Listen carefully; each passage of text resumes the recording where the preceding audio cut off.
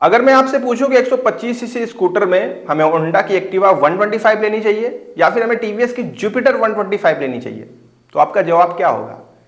चलिए comment section खुला है, जाइए और बताइए कि दोनों में आप कौन सी पसंद कर रहे हैं और कौन सी लेनी चाहिए, क्योंकि इस वीडियो के लास्ट में मैं खुद अपना ओपिनियन देकर बताऊंगा कि मेरे लिए दोनों में कौन सी ज्यादा बेहतर साबित होगी 2025 में। सबसे पहले हम इनकी कीमत से स्टार्टिंग करेंगे। तो देखिए यहां पर जो एक्टिवा 125 है ना, इसके दो वेरिएंट आपको मिलेंगे जो एकदम नए वाले हैं, लेटेस्ट वाले, जिनकी कीमत 7 से 8 हजार रुपए बढ़ चुकी है। स्टैंडर्ड वेरिएंट की कीमत है 97,019 रुपए, 97,1900 रुपीज, और जो इसका एच स्मार्ट वेरिएंट है उसकी कीमत है 1,01,019 रुपए, 1,01,019 रुपीज। ये एक्स शोरूम प्राइस है, इसमें आपको कम से कम 15 से 20 हजार रुपए जोड़ने पड़ेंगे तब आप इसके ऑन रोड प्राइस पे पहुंचेंगे।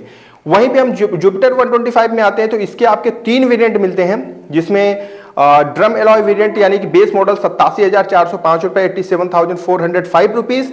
स्मार्ट एक्स कनेक्ट है। इसके बाद सेकंड वेरिएंट आता है डिस्क वेरिएंट जो कि 92,646 रुपीज, 92,646 रुपए। और तीसरा आता है सबसे टॉप मॉडल जो कि 98,855 रुपीज, 98,855 रुपीज। ठीक है, तो देखिए एक चीज क्लियर हो गई आपको कि जो एक्टिवा 125 है वो लगभग जुपिटर 125 के टॉप मॉडल से 3,000 रुपए महंगी है। अब इन 3,000 रुपए महंगी होने पे हमें क्या एडवांस मिलता है, आइए देख लेते हैं। आते हैं सबसे पहले इनके इंजन पे। तो भैया देखिए दोनों का इंजन का जो परफॉर्मेंस है, मतलब जो पावर और टॉर्क है, वो लगभग एक दूसरे के पास में ही है। अगर आपको जानना है तो मैं बता दे रहा हूं।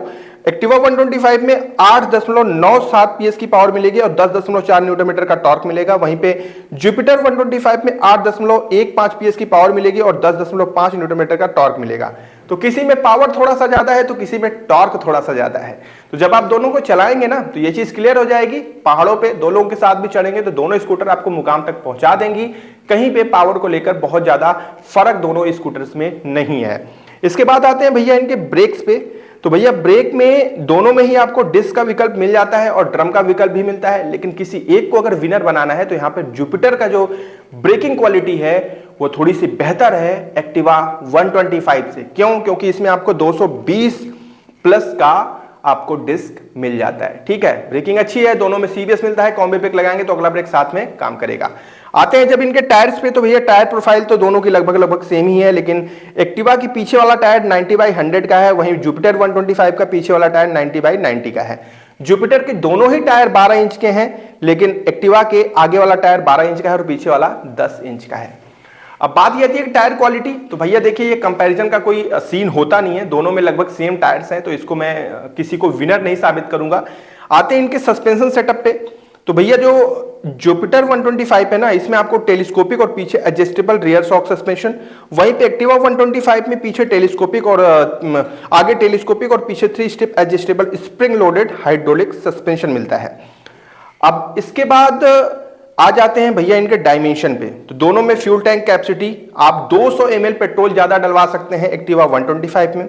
वजन में सिर्फ 2 किलो का फर्क है, 2 किलो ज्यादा वजनी है जो एक्टिवा 125, और ग्राउंड क्लियरेंस दोनों का लगभग सेम है। अब हम आते हैं इनके मेन फीचर्स पे, देखते हैं यहां पर कौन बाजी मारता है। सबसे पहले एलईडी हेडलाइट। दोनों ही स्कूटर्स में आपको एलईडी हेडलाइट मिलती है, उजाला लगभग सेम है, कोई किसी से बीट नहीं कर पाएगा। अगली चीज आती है साइड स्टैंड इंटरलॉक, दोनों में स्कूटर में मिलता है, चलिए अच्छी बात है। फ्रंट रॉक फॉर स्टोरेज दोनों में मिलता है, लेकिन जुपिटर 125 में 2 लीटर का मिलता है। मतलब जो आगे जो स्टोरेज है सामान वमान रखने के लिए, वो आपको जुपिटर 125 में ज्यादा देखने को मिलेगा एक्टिवा 125 से। अगली चीज आती है 1 पुश सेंटर लॉक सिस्टम, दोनों में मिलता है। डिजिटल मीटर कंसोल, हाँ भैया देखिए डिजिटल मीटर कंसोल का सीन क्या है ना कि जुपिटर 125 में आपको एडवांस डिजिटल मीटर कंसोल मिलता है, लेकिन वहीं एक्टिवा 125 में आपको 4.2 इंच का TFT डिस्प्ले मिलता है, जो बहुत से लोगों को पसंद नहीं आ रहा है, लेकिन फीचर सारे आपको मिलते हैं। दोनों में ही आपको ब्लूटूथ कनेक्टिविटी मिल जाती है। साथ ही साथ जो 32 लीटर का स्टोरेज जो जुपिटर 125 में पीछे की तरफ मिलता है, ये आपको एक्टिवा 125 में नहीं मिलेगा। तो इस चीज का आप ध्यान रखें कि अगर पीछे आपको 2 मिडिल साइज के स्मॉल साइज के हेलमेट रखने हैं या फिर बड़ा सामान वगैरह रखना है, तो इसके लिए जुपिटर 125 बहुत आगे निकल जा रही है, क्योंकि इसमें स्टोरेज स्पेस बहुत ज्यादा है। इसके बाद जो आगे निकल रही है एक्टिवा 125, वो है भैया एच स्मार्ट फीचर में, क्योंकि इसमें आपको एच स्मार्ट की मिलती है, जिसकी वजह से आप एडवांस फीचर का भी लाभ ले सकते हैं। वैसे ये फीचर आप आफ्टर मार्केट भी लगवा सकते हैं। अब देखिए यहां पर ये बात आ गई। अब आते हैं भैया माइलेज पे। तो माइलेज को लेकर एक चीज क्लियर हो जाइए कि भैया जो माइलेज आपको तगड़ा बेहतर माइलेज मिलेगा वो थोड़ा सा बेहतर है एक्टिवा 125 में। जुपिटर में भी आपको माइलेज ठीक ठाक मिलता है। अगर जुपिटर आपको 50 का माइलेज देगी तो फिर 50 प्लस का माइलेज आपको एक्टिवा 125 देगी। तो माइलेज में एक्टिवा थोड़ा सा आगे निकल जा रही है। अब सवाल ये उठता है कि इन दोनों में लेना कौन सा चाहिए। चलिए मैं अपनी पसंदीदा चीज आपको बताता हूं। दरअसल मुझे कहीं पे भी जाना होता है, कुछ भी लेना है, कुछ भी सामान लेना है, उसे कैरी करना है, तो मतलब जुपिटर में ना कन्वीनियंस के हिसाब से जो जो चीजें मिलती है ना वो डेली लाइफ के लिए मुझे बहुत यूजफुल है। इसमें वो सारी चीजें मिल जाती हैं। स्पेस इतना तगड़ा है पीछे वाला कि उसमें कुछ भी डाल दो मजा आ जाता है। लेकिन हाँ दिक्कत इस बात की है कि अगर बड़ी साइज का हेलमेट है ना तो आप एक से ज्यादा रख ही नहीं पाएंगे, ये थोड़ा डिसएडवांटेज है। लेकिन अगर दो हेलमेट है मिडिल साइज के तो फिर आप आराम से रख सकते हैं। इसके अलावा कुछ डॉक्यूमेंट्स वगैरह भी उसमें रख सकते हैं।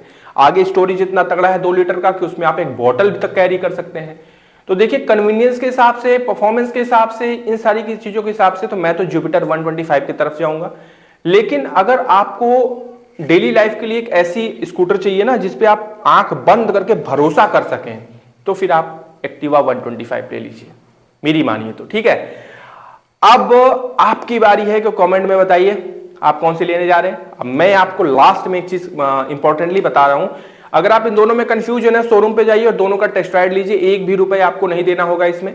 टेस्ट राइड जैसे ही आप लेंगे जितनी चीजें मैंने बताई है ना वो सब एकदम क्लियर हो जाएंगे, क्रिस्टल क्लियर, एकदम मस्त, एकदम आपको समझ में आ जाएगा कि आप कौन सी लेनी चाहिए। बिना टेस्ट राइड के अगर आप ले रहे हैं तो समझ लीजिए आप आंख बंद करके ले रहे हैं, जो कि बहुत बड़ी बेवकूफी है। ठीक है, तो ध्यान रखिए अपना, और कौन सी लेने वाले हैं कमेंट में बताइए। मिलेंगे अगली वीडियो में। जय हिंद।